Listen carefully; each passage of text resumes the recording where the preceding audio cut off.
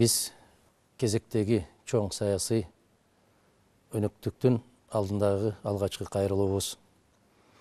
Кыргыз Республикасы мамлекет катарында, Кыргыз элибиз эл катарында кезектеги оор сыноолорду башыбыздан кечирүүдөбүз.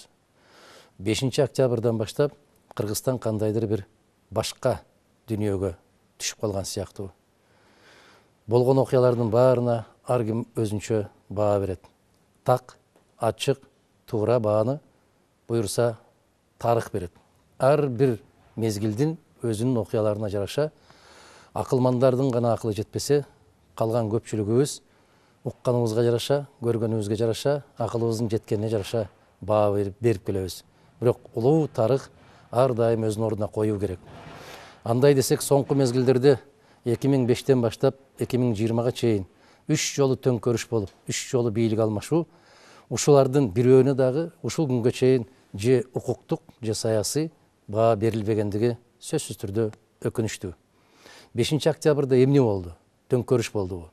Бийликти басып алуу болдубу? Же баягы көнүмүш адат болуп калгандай эле экөөнүн тең аралаштырып бирден жасап салдыкпы? Эмне үчүн биз конституциялык талаадан чыгып кеттик?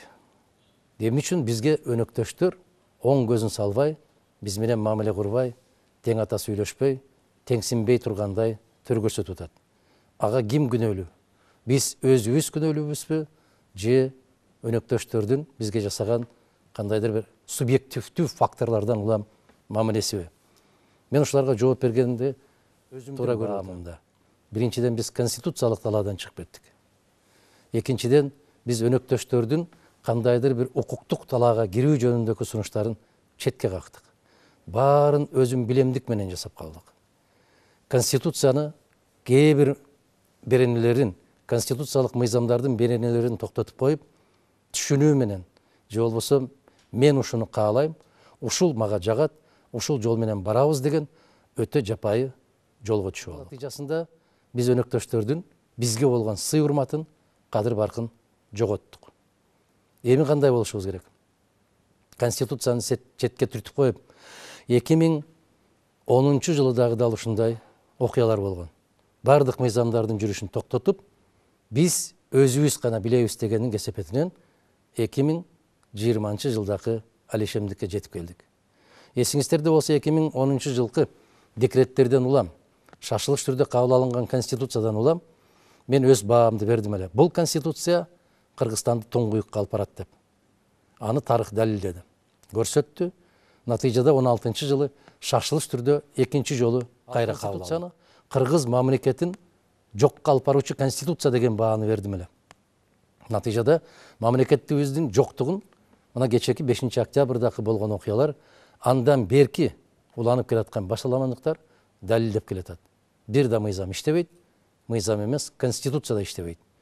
Жогорку кеңешке шайлоолор бир кишинин каалоосу менен токтоду да, кан буугандай буулуп, кайра шайлоо, президенттик шайлоо бүтмөйүнчө жогорку кеңешке шайлоону өткөрбөйбүз деген чечим менен жашап келатабыз.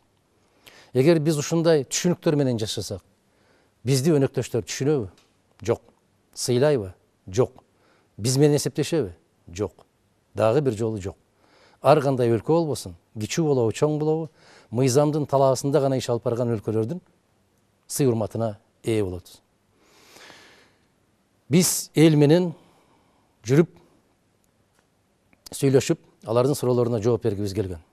Мен биринчи жолу ушуумду касиеттүү ысык көлүбүздөн баштайбыз деген жакшы оюм бар эле.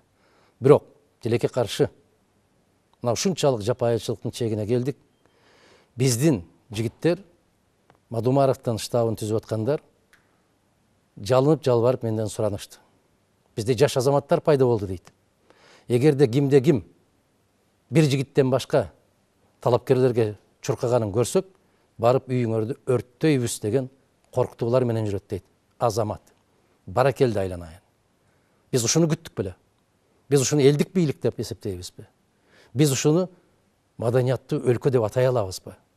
Тескерисинче, колдон келген бар нерсебизди дасторконубузга жайып жүргөн касиеттүү кыргыз калкы элек. Азыр сырттан бирөө келсе, муну жакында эле парламенттик шайлоодо өткөндө Каракулжа районунан кээ бир эсиргендер ушундай болуп чыкты эле. Биздин райондон сыртка бир да добуш чыкпайт деп. Натыйжа эмнеге алып келди, аны көрүп атасыздар.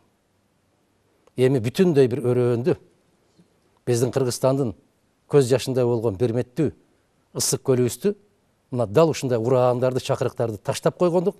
Бул жапайычылыктын жеткен чеги. Касиеттүү калкым, мен билем, Ысык көл областында дагы, башка областтарда дагы миңдеген адамдар бизди колдойт, биз тарап болушат. Бирок мага сиздердин үйүңүздөр эле эмес, чымчыктын салып койгон уясы да кымбат. Мен чымчыктын уясынын дагы бузулушун да, күйүүсүн да каалабайм. Ошондуктан туура түшүнүү менен мамиле жасап, жолукпасак дагы сиздердин тынчтыгыңыздар, амандыгыңыздар, элибиздин биримдиги ар кандай кызматтан жогору турат, андан бийик турат. Биз кээ бир сабатсыз түркөйлөргө өчөшүп, кийимибизди отко ыргытпайбыз. Аман болсо, жакшылык болсо, Кудай кааласа, биз сиздер менен жолугушуп келгенбиз, жолугушуп турабыз, мындан ары карай жолугуша беребиз. Урматтуу кыргызстандыктар, соңку мезгилдеки Конституциянын тегерегиндеги болуп аткан ойлордун баарын билип атасыздар, мыйзамсыз. Мен өзүмдүн программама киргизип отурам. Жараткандын буйругу болуп, калдайган калктын колдоосу болуп, биз жеңишке жетишип калсак, 6 октябрдан берки Конституцияга каршы келген мыйзамсыз бардык чечимдердин баарын токтотуп, жокко чыгарабыз. Биз мыйзам талаасына киребиз. Биз менен өнөктөш болгон өлкөлөрдүн кадыр баркына, сыйлоосуна, урматтоосуна ээ болобуз. Мындан чыгуунун жолу барбы? Бар. Ал эмне? Ал мыйзам талаасы. Мына кээ бир учурларда азырда айтышып атат, кээ бир талапкерлерге жолугушууларга мүмкүн болушунча бут тосуу менен бирге, тескерисинче бир азаматка мугалимдерди дагы, студенттерди дагы, ар бир айыл өкмөттөн аксакалдарын дагы топтоп келип, бардык жерге топтоп аткандыгын, кечеки 17-жылкы шайлоодо кандай өтсө, андан 5 беттер күч алгандыгын жер-жердеги биздин кайдыгер эмес азаматтарыбыз кабарларын берип атат. Бийликке кайрылайын десең, чындыгында бийлик жок. Бирок бийлик бизде отурган азаматтарга кайрылам. Токтогула. Кеч болуп кала электе токтогула. Элдин ишенимин, элдин чыдамын силер элекке салбагыла. Дал ушундай кайрылуу менен Жээнбековке да кайрылган болчумун.